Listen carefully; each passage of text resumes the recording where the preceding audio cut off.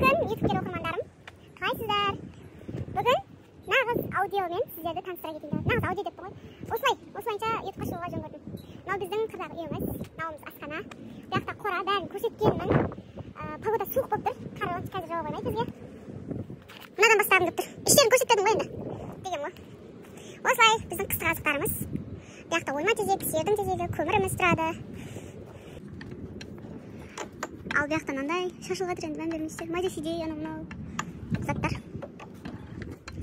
Мынау біздің тракторымыз дегенде. Осылай.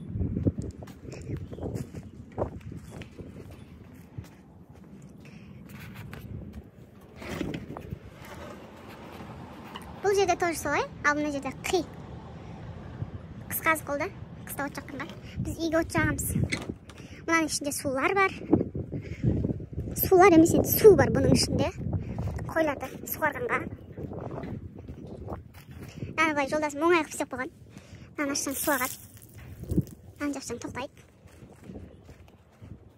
Бордағы қойларымыз, бұл жақта азын-аулақ, бұл жақта жоңышқа. Малдардың қыстық азықтары. Кезінде тауық қана болған. Қазір тауық асырамаймыз. Осылай, типа, тағы не көрсетейін, жаза кетіңіздер. Сіздермен болған мен, Жарылқасын Ұлжан Бекалықызы, жасым 20-да.